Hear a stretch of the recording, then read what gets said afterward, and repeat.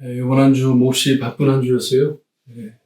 벌써 한 주가 지나가고 이제 주말을 준비하면서 주일을 준비하면서 하나님의 말씀 묵상합니다. 사사기 20장 17절에서 28절 말씀 제가 읽어드립니다. 베냐민 자손 외에 이스라엘 사람으로서 칼을 빼는 자의 수는 40만 명이니 다 전사라. 이스라엘 자손이 일어나 베델에 올라가서 하나님께 여쭈어 이르되 우리 중 누가 먼저 올라가서 베냐민 자손과 싸우리이까 하니 여호와께서 말씀하시되 유다가 먼저가 할지니라 하시니라. 이스라엘 자손이 아침에 일어나 기브아를 대하여 진을 치니라. 이스라엘 사람이 나아가 베냐민과 싸우려고 전열을 갖추고 기브아에서 그들과 싸우고자 하매 베냐민 자손이 기브아에서 나와서 당일에 이스라엘 사람 2만 2천 명을 땅에 엎드렸으나 이스라엘 사람들이 스스로 용기를 내어 첫날 전열을 갖추었던 곳에서 다시 전열을 갖추니라. 이스라엘 자손이 올라가 여호와 앞에 저물도록 울며 여호와께 여쭈어 이르되 내가 다시 나가서 내 형제 베냐민 자손과 싸우리이까 하니 여호와께서 말씀하시되 올라가서 치라 하시니라.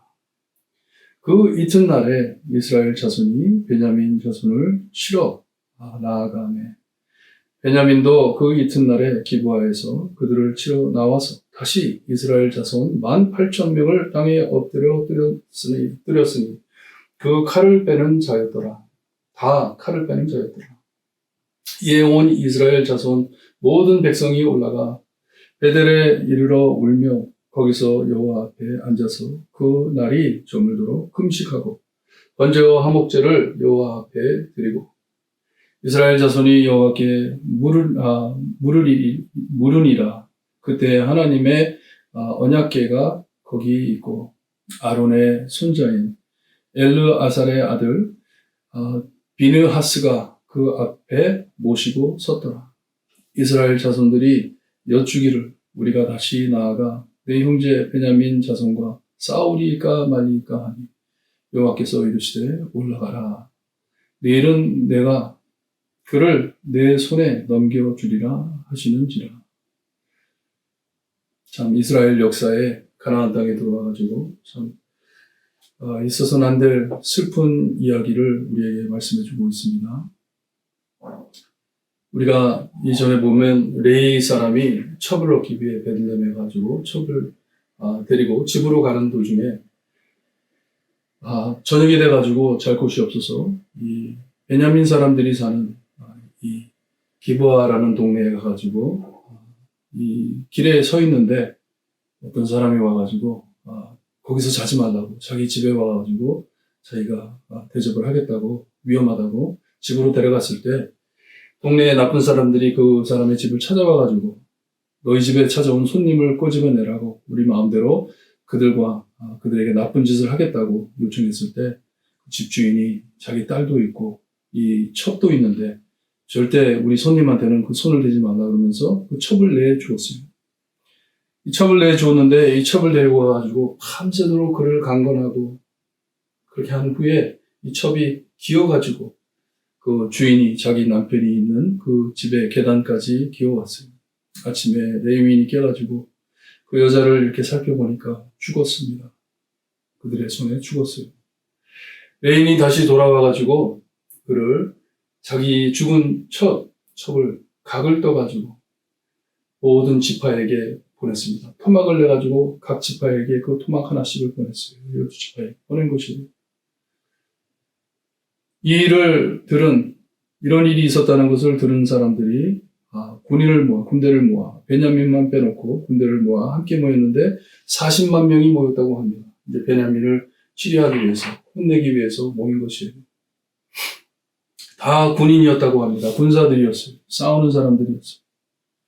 그래서 하나님 앞에 나가 기도합니다. 이 모인 사람들이 하나님 앞에 나가 누가 먼저 가서 칠까요? 했더니 하나님께서 유다를 보내라. 유다를 먼저 보내라 했는데 유다가 가깝기 때문에 그리고 그 지역을 잘 알기 때문에 그런 것 같아요. 유다인들을 보냅니다. 아침에 일어나가지고 거기 기브아에 가가지고 거기다 군인들을 세워놓고 이제 싸우려고 할 때 베냐민이 나와가지고 거기 보니까 이 이스라엘과 싸워서 2만 2천 명을 죽였다고 말씀을 합니다. 2만 2천 명을 쳐 죽였어요. 그때 이 베냐민 사람들이 그렇게 약한 사람들이 아닌 것을 깨닫고 이스라엘 백성들이 다시 모입니다. 다시 모여가지고 이 전날 전열을 갖추고 선을 그어놓고 이제 어떻게 할지 하나님께 또 다시 돌아가. 여기 보니까 여호와 앞에 저물도록 울며 여호와께 여쭈었다고 합니다. 거기에 뭐라 그러냐면 형제, 내 형제 베냐민 자손과 싸우리까 하면서 하나님께 참 기도한 것이에요.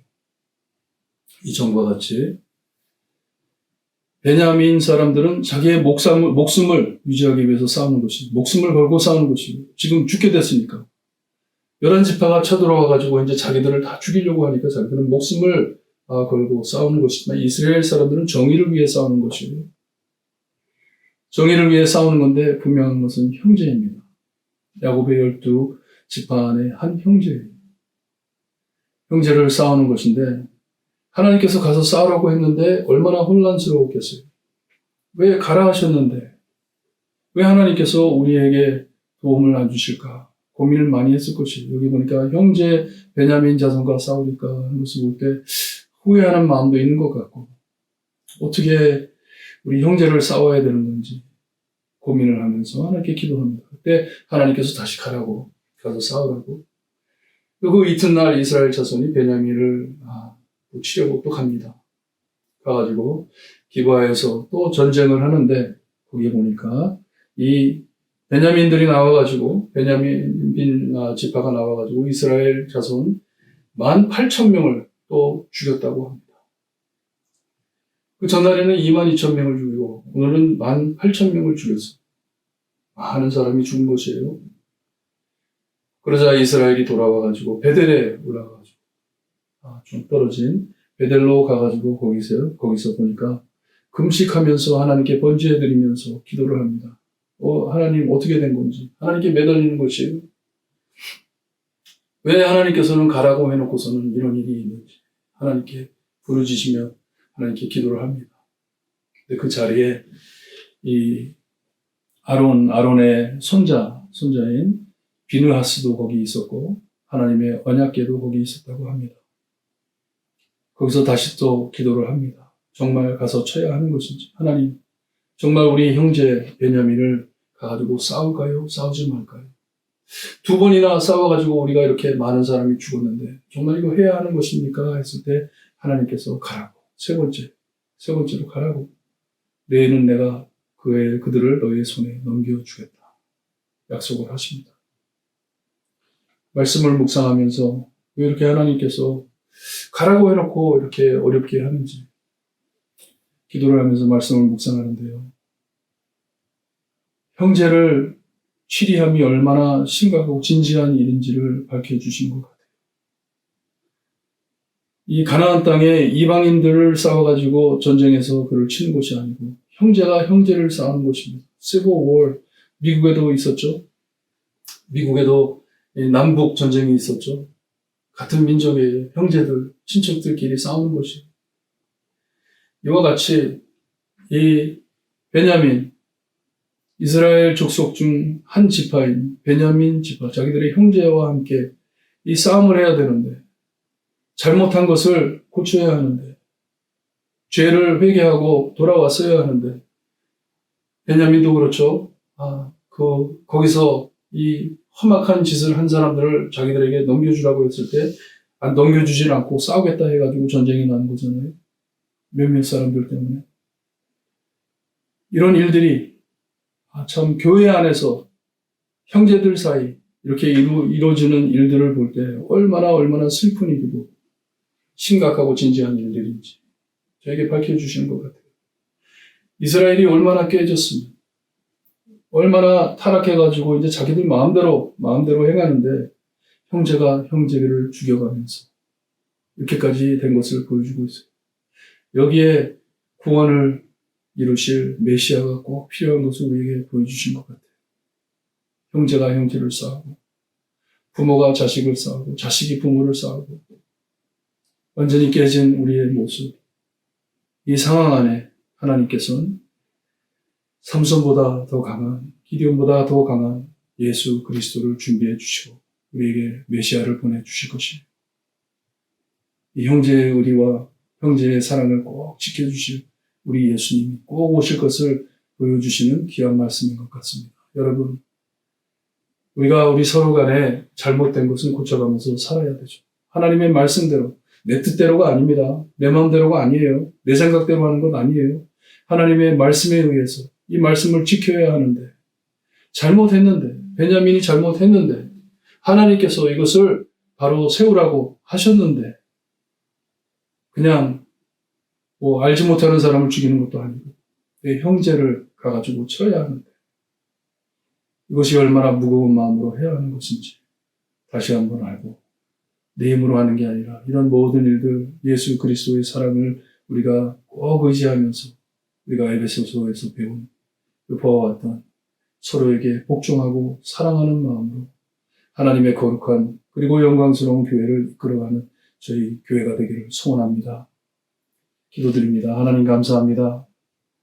이 힘들고 어려운 말씀을 가지고 하나님의 마음을 풀어가며 주님이여 하나님께서 원하시는 것이 무엇인지 아버지 우리의 망가진 모습 그대로 두지 않으시는 하나님이심을 우리가 보고 주님이여 깨달음이 옵니다. 힘들고 어렵더라도 하나님의 영광스러운 교회를 바로 세우기 위하여 하나님의 백성들을 바로 세우기 위하여 피까지 흘려가며 이렇게 어려운 참 과정을 지나야 했지만 주님이여 그래도 완전히 해결할 수 없는 우리 인간의 망가짐 이것을 불쌍히 여기셔서 예수 그리스도를 이 땅에 보내주시고 우리 형제인 예수님이 우리를 대신에 피 흘려 주셔서 하나님과 평화를 누릴 수 있게 하시니 감사합니다.